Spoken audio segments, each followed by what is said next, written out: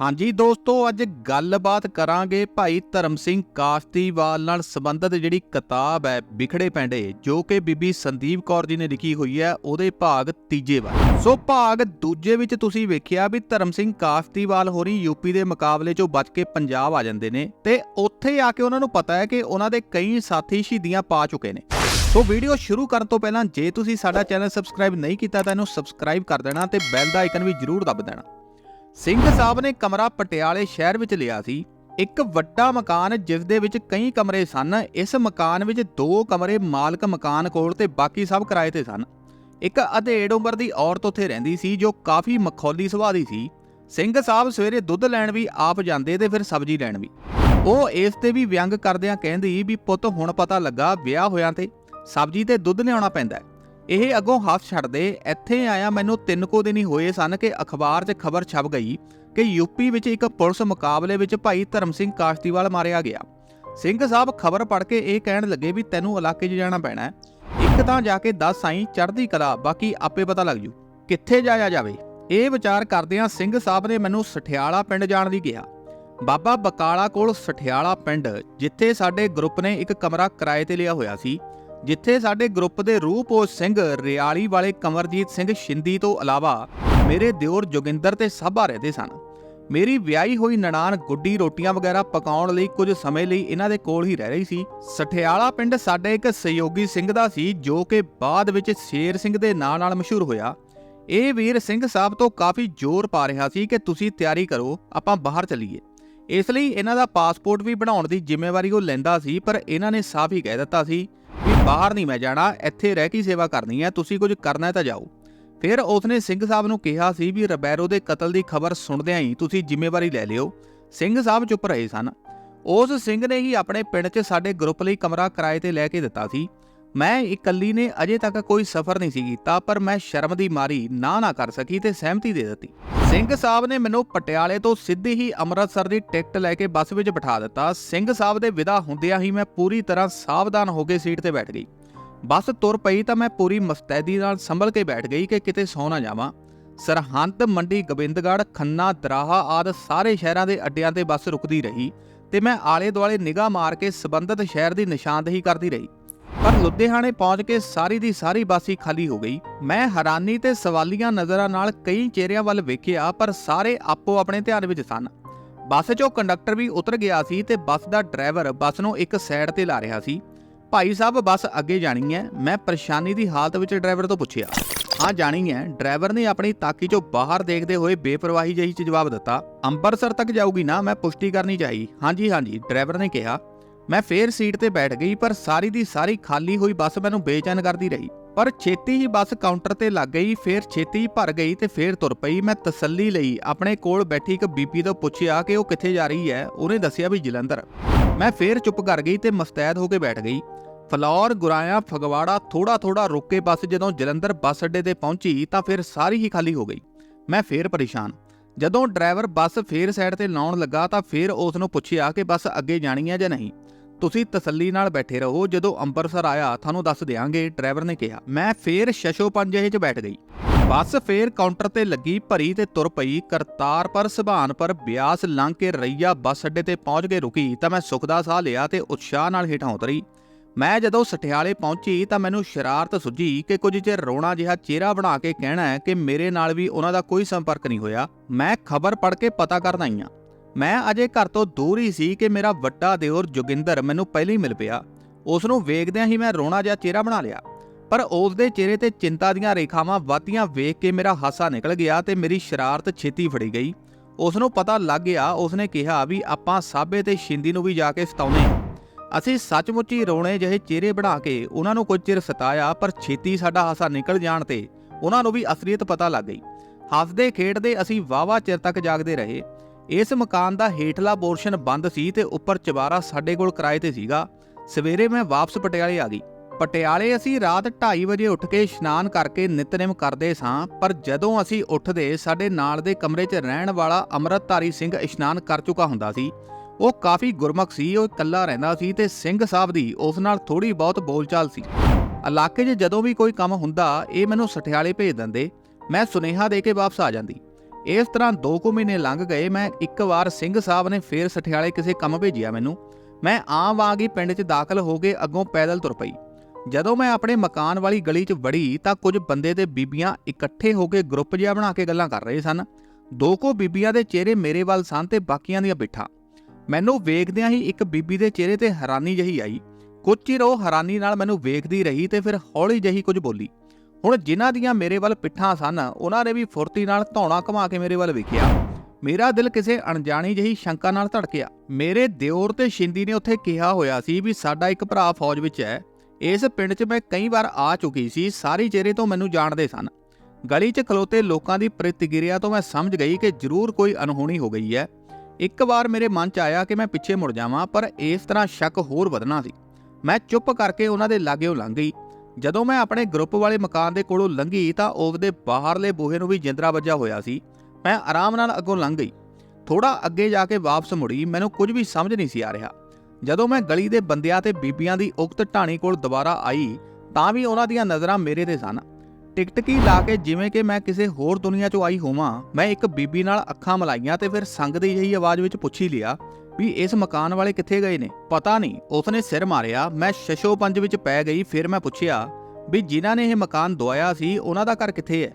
ਆਹ ਵੇਖੋ ਨਾਲ ਹੀ ਹੈ। ਇੱਕ ਬੰਦਾ ਘਰ ਵਿਖਾਉਣ ਦੀ ਅੱਗੇ ਤੁਰਿਆ ਤੇ ਮੈਂ ਸ਼ੇਰ ਸਿੰਘ ਮਝੈਲ ਦੇ ਘਰ ਪਹੁੰਚ ਗਈ। ਉੱਥੋਂ ਦਾ ਮਾਹੌਲ ਵੀ ਸਨਸਨੀ ਜਿਹੀ ਵਾਲਾ ਸੀ।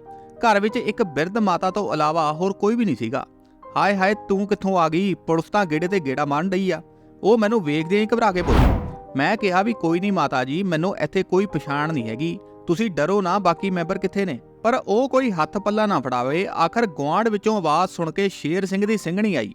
ਉਹ ਮੈਨੂੰ ਖਿੱਚ ਕੇ ਪਾਸੇ ਲੈ ਗਈ। ਕਹਿੰਦੀ ਵੀ ਸ਼ਾਬੇ ਤੇ ਸ਼ਿੰਦੀ ਨੂੰ ਤਾਂ ਕੱਲ ਦੀ ਪੁਲਿਸ ਲੈ ਗਈ ਆ। ਕਿਵੇਂ, ਕੀ ਹੋਇਆ ਸੀ? ਮੈਂ ਪੁੱਛਿਆ। ਪਰ ਇਹਨਾਂ ਸਵਾਲਾਂ ਦਾ ਉਹਦੇ ਕੋਲ ਕੋਈ ਜਵਾਬ ਨਹੀਂ ਸੀਗਾ। ਉਸ ਨੂੰ ਸਿਰਫ ਇੰਨਾ ਪਤਾ ਸੀ ਕਿ ਸਿਵਲ ਕੱਪੜਿਆਂ 'ਚ ਆਈ ਪੁਲਿਸ ਸ਼ਿੰਦੀ ਤੇ ਸਾਬੇ ਨੂੰ ਲੈ ਗਈ। ਤੇ ਭਾਈ ਸਾਹਿਬ ਮਝੈਲ? ਮੈਂ ਪੁੱਛਿਆ। ਉਹ ਤਾਂ ਉਦੋਂ ਦੇ ਹੀ ਕੱਪੜੇ ਲੈ ਕੇ ਨਿਕਲ ਗਏ ਨੇ। ਹੁਣ ਰਾਤ ਕੱਟਣ ਦਾ ਕਿੱਥੇ ਇੰਤਜ਼ਾਮ ਹੈ? ਮੈਂ ਸਵਾਲ ਕੀਤਾ। ਨਾ, ਇੱਥੇ ਤਾਂ ਮਿੰਟ ਬਾਅਦ ਪੁਲਿਸ ਚੱਕਰ ਮਾਰਨ ਡਈ ਹੈ। ਪਤਾ ਨਹੀਂ ਹੁਣੇ ਹੀ ਆ ਜਾਵੇ, ਤੂੰ ਇੱਥੋਂ ਛੇਤੀ ਨਿਕਲ ਜਾ। ਘਬਰਾਈ ਹੋਈ ਮਝੈਲ ਦੀ ਘਰਵਾਲੀ ਨੇ ਮੈਨੂੰ ਕਿਹਾ। ਮੈਂ ਵੇਖਿਆ ਕਿ ਹਨੇਰਾ ਹੋ ਰਿਹਾ ਸੀ। ਅੱਜ ਕੱਲ ਤਾਂ ਬੱਸਾਂ ਵੀ ਹਨੇਰਾ ਉਤਰਦਿਆਂ ਹੀ ਬੰਦ ਹੋ ਜਾਂਦੀਆਂ ਸਨ, ਪਰ ਉਹਨਾਂ ਦੀ ਘਬਰਾਹਟ ਵੇਖ ਕੇ ਮੈਂ ਉੱਥੋਂ ਤੁਰਨਾ ਹੀ ਬਿਹਤਰ ਸਮਝਿਆ। ਮੈਂ ਛੇਤੀ ਤੁਰ ਪਈ। ਕਿਸੇ ਤਰੀਕੇ ਮੈਂ ਰਿਕਸ਼ੇ ਤੇ ਬਾਬੇ ਬਕਾਲੇ ਪਹੁੰਚ ਗਈ ਤੇ ਫਿਰ ਚੰਗੇ ਭਾਗਾਂ ਨੂੰ ਅੰਮ੍ਰਿਤਸਰ ਦੀ ਬੱਸ ਵੀ ਮਿਲ ਗਈ ਮੈਨੂੰ। ਅੰਮ੍ਰਿਤਸਰ ਜਾਂਦਿਆਂ ਹੀ ਮੈਂ ਸਿੱਧਾ ਰੇਲਵੇ ਸਟੇਸ਼ਨ ਤੇ ਪਹੁੰਚ ਗਈ। ਟਾਵੇਂ ਯਾਤਰੂ ਸਨ, ਫਿਰ ਵੀ ਰੇਲ ਸਰਵਿਸ ਆਮ ਵਾਂਗ ਹੀ ਚਲਾਈ ਜਾਂਦੀ ਸੀ। ਰਾਤ ਨੂੰ ਪਟਿਆਲੇ ਲਈ ਮੂਰੀ ਐਕਸਪ੍ਰੈਸ ਦੀ ਟਿਕਟ ਮਿਲ ਗਈ। ਮੈਂ ਛੇਤੀ ਨਾਲ ਟਿਕਟ ਲੈ ਕੇ ਕੁਲੀ ਤੋਂ ਪੁੱਛ ਕੇ ਟ੍ਰੇਨ 'ਚ ਵੜੀ ਤੇ ਇੱਕ ਸੀਟ ਤੇ ਬੈਠ ਗਈ। ਰਾਤ ਵਾਹਵਾ ਹੋ ਗਈ ਸੀ ਤੇ ਥਕਾਵਟ ਕਾਰਨ ਮੈਨੂੰ ਨੀਂਦ ਵੀ ਪੂਰੀ ਜ਼ੋਰ ਪੈ ਰਿਹਾ ਸੀ ਮੈਨੂੰ। ਮੈਂ ਭਾਵੇਂ ਸਫ਼ਰ ਕਰਨਾ ਗਿੱਝ ਗਈ ਸੀ, ਪਰ ਫਿਰ ਵੀ ਮੈਂ ਇਕੱਲਿਆਂ ਸਫ਼ਰ ਕਰਦਿਆਂ ਸੌਣ ਤੋਂ ਪਰਹੇਜ਼ ਹੀ ਕਰਦੀ ਸੀ ਕਿ ਕਿਤੇ ਮੰਜ਼ਲ ਤੋਂ ਅਗਾਂਹ ਨਾ ਨਿਕਲ ਜਾਵਾਂ। ਮੇਰੀ ਨੀਂਦ ਨਾਲ ਬੁਰੀ ਹਾਲਤ ਹੋ ਗਈ, ਪਰ ਮੈਂ ਜਾਗਦੀ ਰਹੀ। ਗੱਡੀ ਤੁਰੀ ਜਾ ਰਹੀ ਸੀ ਤੇ ਸਟੇਸ਼ਨ ਪਿੱਛੇ ਰਹਿੰਦੇ ਜਾ ਰਹੇ ਸਨ, ਪਰ ਫਿਰ ਵੀ ਮੈਂ ਜਾਗਦੀ ਰਹੀ। ਸੰਗਰੂਰ ਪਹੁੰਚ ਕੇ ਮੈਂ ਨਾਲ ਦੀ ਸਵਾਰੀ ਨੂੰ ਪੁੱਛਿਆ ਕਿ ਗੱਡੀ ਪਟਿਆਲੇ ਅਜੇ ਕਿੰਨੇ ਕੁ ਚਿਰ 'ਚ ਪਹੁੰਚੂ? ਅਜੇ 1.5 ਘੰਟਾ ਹੋਰ ਲੱਗ ਜਾਣਾ, ਮੈਨੂੰ ਦੱਸਿਆ ਗਿਆ। ਹੁਣ ਮੈਂ ਨੀਂਦ ਅੱਗੇ ਹਥਿਆਰ ਸੁੱਟ ਦਿੱਤੇ। ਚਾਏ ਦੀਆਂ ਆਵਾਜ਼ਾਂ ਨਾਲ ਮੇਰੀ ਅੱਖ ਖੁੱਲੀ ਤਾਂ ਗੱਡੀ ਪਟਿਆਲੇ ਸਟੇਸ਼ਨ ਤੇ ਖੜੀ ਸੀ। ਮੈਂ ਕਾਹਲੀ ਨਾਲ ਹੇਠਾਂ ਉਤਰੀ। ਦਿਨ ਦਾ ਚੜ੍ਹਾਅ ਹੋ ਰਿਹਾ ਸੀ। ਸਟੇਸ਼ਨ ਉੱਪਰ ਗਹਿਮਾ-ਗਹਿਮੀ ਸੀ। ਮੈਂ ਉਤਰ ਕੇ ਪਹਿਲਾਂ ਹੱਥ ਮੂੰਹ ਧੋਤਾ ਤੇ ਫਿਰ ਰਿਕਸ਼ਾ ਕਰਕੇ ਘਰ ਨੂੰ ਤੁਰ ਪਈ। ਜਦੋਂ ਮੈਂ ਘਰ ਅੰਦਰ ਦਾਖਲ ਹੋਈ ਤਾਂ ਸਿੰਘ ਸਾਹਿਬ ਹੱਥ 'ਚ ਡੋਲੂ ਫੜੀ ਕਮਰੇ ਨੂੰ ਜਿੰਦਰਾ ਲਾ ਰਹੇ ਸਨ। ਮੈਂ ਅੱਛੋ ਭਲੇ ਜਿਹੀ ਉਹਨਾਂ ਦੇ ਪਿੱਛੇ ਜਾ ਖਲੋਤੀ। ਸਿੰਘ ਸਾਹਿਬ ਜਿੰਦਰਾ ਲਾ ਕੇ ਜਿਉਂ ਹੀ ਘੁੰਮੇ, ਮੈਨੂੰ ਖਲੋਤੀ ਵੇਖ ਕੇ ਹੈਰਾਨ ਜੇ ਹੋ ਗਏ। ਇੱਕਦਮ ਉਹਨਾਂ ਨੇ ਘੜੀ ਵੇਖੀ। ਐਨੀ ਛੇਤੀ? ਕੀ ਗੱਲ, ਐਨੀ ਕਾਹਦੀ ਕਾਹਲੀ ਸੀ? ਠੀਕ ਠਾਕ ਹੈ ਸਭ? ਉਹ ਇੱਕਦਮ ਹੌਲੀ ਜਿਹੀ ਆਵਾਜ਼ ਵਿੱਚ ਕਈ ਸਵਾਲ ਕਰ ਗਏ। ਉਹਨਾਂ ਦੇ ਚਿਹਰੇ ਤੇ ਚਿੰਤਾ ਜਿਹੀ ਆ ਗਈ। ਪਹਿਲਾਂ ਤੁਸੀਂ ਦੁੱਧ ਲੈ ਆਓ, ਫੇਰ ਦੱਸਦੀ ਆਂ। ਮੈਂ ਉਹਨਾਂ ਦੇ ਹੱਥੋਂ ਚਾਬੀ ਫੜ ਲਈ। ਨਹੀਂ, ਮੈਂ ਦੁੱਧ ਫੇਰ ਹੀ ਲਿਆਉਣਾ, ਪਹਿਲਾਂ ਗੱਲ ਦੱਸ। ਉਹ ਅੜ ਗਏ। ਨਹੀਂ, ਪਹਿਲਾਂ ਤੁਸੀਂ ਹੋ ਆਓ, ਮੈਂ ਕਿਹਾ। ਅਖੀਰ ਉਹ ਚਲੇ ਗਏ। ਸਿੰਘ ਸਾਹਿਬ ਦੇ ਆਉਣ ਤੱਕ ਮੈਂ ਲੱਕ ਸਿੱਧਾ ਕੀਤਾ। ਉਹ ਆਏ ਤਾਂ ਮੈਂ ਸਾਰੀ ਕਹਾਣੀ ਉਹਨਾਂ ਨੂੰ ਸੁਣਾ ਦਿੱਤੀ। ਸਾਰੀ ਗੱਲ ਸੁਣ ਕੇ ਸਿੰਘ ਸਾਹਿਬ ਗੰਭੀਰ ਹੋ ਗਏ। ਕਹਿਣ ਲੱਗੇ ਵੀ ਚੱਲੀਏ ਫਿਰ ਹੁਣ ਇਲਾਕੇ 'ਚ, ਉਹਨਾਂ ਨੂੰ ਛਡਾਉਣ ਦਾ ਕੋਈ ਪ੍ਰਬੰਧ ਕਰੀਏ। ਕਿਸੇ ਰੂਪ ਉਹ ਸਿੰਘ ਦੇ ਫੜੇ ਜਾਣ ਤੇ ਉਸ ਨੂੰ ਛਡਾਉਣ ਲਈ ਇੱਕ ਹੀ ਤਰੀਕਾ ਹੁੰਦਾ ਸੀ, ਕਿਸੇ ਮਹੱਤਵਪੂਰਨ ਸ਼ਖਸੀਅਤ ਜਾਂ ਉਹਦੇ ਕਿਸੇ ਰਿਸ਼ਤੇਦਾਰ ਨੂੰ ਚੁੱਕਣਾ। ਜੁਲਾਈ ਦਾ ਮਹੀਨਾ ਚੜ੍ਹ ਪਿਆ ਸੀ। ਇਲਾਕੇ ਵਿੱਚ ਕਮਾਦ ਵੀ ਹੋ ਗਏ ਸਨ। ਇਹਨਾਂ ਦਿਨਾਂ ਵਿੱਚ ਤਾਂ ਵੈਸੇ ਵੀ ਅਸੀਂ ਇਲਾਕੇ ਵਿੱਚ ਵਾਪਸ ਪਰਤਣਾ ਹੀ ਸੀਗਾ। ਅਸੀਂ ਦੁੱਧ ਗਰਮ ਕਰਕੇ ਪੀਤਾ ਤੇ ਛੇਤੀ ਤਿਆਰੀ ਕਰ ਲਈ। ਸਮਾਨ ਤਾਂ ਥੋੜਾ ਜਿਹਾ ਹੀ ਸੀਗਾ। ਕੱਪੜੇ ਬੈਗ ਵਿੱਚ ਪਾਏ ਤੇ ਕਮਰੇ ਨੂੰ ਜਿੰਦਰਾ ਮਾਰ ਕੇ ਉਹਨੀ ਪੈਰ ਹੀ ਅਸੀਂ ਵਾਪਸ ਤੁਰ ਪਏ। ਇਲਾਕੇ 'ਚ ਵਾਪਸ ਪਰਤ ਕੇ ਸ਼ਿੰਦੀ ਨੂੰ ਛਡਾਉਣ ਦੀ ਤਿਆਰੀ ਆਰੰਭੀ ਗਈ। ਇਸ ਘਟਨਾ ਦਾ ਸਮੁੱਚਾ ਵੇਰਵਾ ਸਾਨੂੰ ਮੇਰੀ ਨਨਾਣ ਗੁੱਡੀ ਤੋਂ ਮਿਲਿਆ, ਜੋ ਕਿ ਮੌਕੇ ਤੇ ਮੌਜੂਦ ਸੀ। ਸਠਿਆਲੇ ਪਿੰਡ ਦਾ ਹੀ ਇੱਕ ਲੜਕਾ ਬੰਟੀ, ਜਿਸ ਦੀ ਮਾਸੀ ਸ਼ਿੰਦੀ ਦੇ ਪਿੰਡ ਰਿਆਲੀ ਦੀ ਵਸਨੀਕ ਸੀ, ਉਹ ਸ਼ਿੰਦੀ ਨੂੰ ਜਾਣਦੀ ਸੀ ਤੇ ਇਹ ਵੀ ਉਸ ਨੂੰ ਪਤਾ ਲੱਗ ਗਿਆ ਸੀ ਕਿ ਹੁਣ ਸ਼ਿੰਦੀ ਰੂਪੋਸ਼ ਹੈ। ਸਠਿਆਲੇ 'ਚ ਹੀ ਸਾਬਾ ਤੇ ਸ਼ਿੰਦੀ ਜਦੋਂ ਗੁਰਦੁਆਰਾ ਸਾਹਿਬ 'ਚ ਸੇਵਾ ਕਰਨ ਗਏ ਤਾਂ ਇਹਨਾਂ ਦੀ ਬੰਟੀ ਨਾਲ ਮੁਲਾਕਾਤ ਹੋ ਗਈ। ਸ਼ਿੰਦੀ ਨੂੰ ਪਤਾ ਨਹੀਂ ਸੀ ਕਿ ਬੰਟੀ ਪੁਲਿਸ ਦਾ ਕੈਟ ਹੈ। ਸ਼ਿੰਦੀ ਨੇ ਬੰਟੀ ਨੂੰ ਕਿਹਾ ਸੀ ਕਿ ਕਿਸੇ ਨਾਲ ਗੱਲ ਨਾ ਕਰੇ। ਬੰਟੀ ਕੁਝ ਮੁੰਡੇ ਲੈ ਕੇ ਉਸੇ ਰਾਤ ਵੇਲੇ ਸ਼ਿੰਦੀ ਹੋਰਾਂ ਨੂੰ ਮਿਲਣ ਘਰ ਆਇਆ। ਸ਼ਿੰਦੀ ਘਰ ਨਹੀਂ ਸੀਗਾ, ਪਰ ਉਹ ਸਾਰੇ ਸਾਬੇ ਨਾਲ ਗੱਲਾਂ ਕਰਦੇ ਹੋਏ ਸ਼ਿੰਦੀ ਨੂੰ ਉਡੀਕਦੇ ਰਹੇ। ਉਹਨਾਂ ਨੇ ਸਾਬੇ ਨੂੰ ਜਚਾ ਦਿੱਤਾ ਕਿ ਅਸੀਂ ਵੀ ਸਿੰਘ ਹਾਂ। ਉਹ ਮਿਲ ਕੇ ਕੋਈ ਤਕੜਾ ਜਿਹਾ ਕਾਂਡ ਕਰਨ ਲਈ ਕਹਿੰਦੇ ਰਹੇ। ਸਾਬਾ ਅਜੇ ਅਨਾੜੀ ਸੀ, ਉਹਨਾਂ ਦੀਆਂ ਗੱਲਾਂ 'ਚ ਆ ਗਿਆ ਤੇ ਕਹਿੰਦਾ ਵੀ ਅਸੀਂ ਗੋਬਿੰਦ ਰਾਮ ਨੂੰ ਸੋਧਣ ਦੀ ਤਿਆਰੀ ਕਰ ਰਹੇ ਹਾਂ। ਸਾਡਾ ਵੱਡਾ ਭਰਾ ਜੋਗਿੰਦਰ ਇਸ ਲਈ ਸਮਾਨ ਲੈਣ ਗਿਆ ਤੇ ਉਹਨੇ ਵੀ ਅੱਜ ਰਾਤੀ ਆ ਜਾਣਾ। ਕਾਫੀ ਸਮਾਂ ਸ਼ਿੰਦੀ ਨੂੰ ਉਡੀਕ ਕੇ ਉਹ ਚਲੇ ਗਏ। ਜਦੋਂ ਸ਼ਿੰਦੀ ਆਇਆ ਤਾਂ ਸਾਬੇ ਨੇ ਉਸ ਨੂੰ ਸਾਰੀ ਗੱਲ ਦੱਸੀ। ਸ਼ਿੰਦੀ ਥੋੜਾ ਹੰਢਿਆ ਵਰਤਿਆ ਸੀਗਾ। ਉਸ ਨੂੰ ਸ਼ੱਕ ਪੈ ਗਿਆ। ਉਸਨੇ ਸਾਬੇ ਨੂੰ ਇਸ ਬਾਰੇ ਸੁਚੇਤ ਕੀਤਾ ਤਾਂ ਸਾਰੇ ਫਿਕਰਮੰਦ ਹੋ ਗਏ। ਰੂਪੋਸ਼ ਤਾਂ ਸਿਰਫ ਸ਼ਿੰਦੀ ਉਹ ਸੀਗਾ। ਫੈਸਲਾ ਹੋਇਆ ਕਿ ਸ਼ਿੰਦੀ ਅੱਜ ਰਾਤ ਕਿਸੇ ਹੋਰ ਘਰ ਸੌਂਵੇ। ਇਸ ਤਰ੍ਹਾਂ ਹੀ ਕੀਤਾ ਗਿਆ। ਸ਼ਿੰਦੀ ਮਝੈਲ ਦੇ ਸਹਿਯੋਗ ਨਾਲ ਕਿਤੇ ਹੋਰ ਸੌਂ ਗਿਆ। ਸਵੇਰੇ ਤੜਕੇ ਹੀ ਕੈਟਾਂ ਨੇ ਹਮਲਾ ਬੋਲਿਆ। ਸ਼ਿੰਦੀ ਦਾ ਘਰ ਨਹੀਂ ਸੀਗਾ, ਉਹ ਸਾਬੇ ਨੂੰ ਲੈ ਗਏ। ਸਾਬੇ ਨੂੰ ਪਿੰਡ ਦੇ ਗੁਰਦੁਆਰੇ ਵਿੱਚ ਹੀ ਟੌਰਚਰ ਕੀਤਾ ਗਿਆ। ਇਹ ਪਤਾ ਗੁੱਡੀ ਨੂੰ ਬਾਅਦ ਵਿੱਚ ਲੱਗਾ। ਸ਼ਿੰਦੀ ਨੇ ਬੇਪਰਵਾਹੀ ਇਹ ਕੀਤੀ ਕਿ ਉਹ ਇਹ ਭਾਣਾ ਵਰਤਣ ਤੋਂ ਬਾਅਦ ਵੀ ਰੂਟੀਨ ਅਨੁਸਾਰ ਦੁੱਧ ਲੈ ਕੇ ਸਿੱਧਾ ਹੀ ਘਰ ਆ ਵੜਿਆ। ਉਹ ਰੋਜ਼ਾਨਾ ਹੀ ਦੁੱਧ ਲਿਆਉਂਦਾ ਸੀ ਤੇ ਉਸ ਨੂੰ ਗੁੱਡੀ ਦੇ 6 ਮਹੀਨੇ ਦੇ ਬੱਚੇ ਦਾ ਫਿਕਰ ਸੀ ਕਿ ਉਹ ਭੁੱਖਾ ਹੋਵੇਗਾ। ਗੁੱਡੀ ਨੇ ਕਿਹਾ ਵੀ ਤੂੰ ਇੱਥੇ ਕਿਉਂ ਆਇਆ? ਤੈਨੂੰ ਪਤਾ ਨਹੀਂ ਵੀ ਤੈਨੂੰ ਤਾਂ ਉਹ ਲੱਭਦੇ ਫਿਰਦੇ ਨੇ। ਕੋਈ ਗੱਲ ਨਹੀਂ ਭੈਣ ਜੀ, ਮੈਂ ਸੋਚਿਆ ਵੀ ਬੱਚਾ ਭੁੱਖਾ ਹੋਣਾ।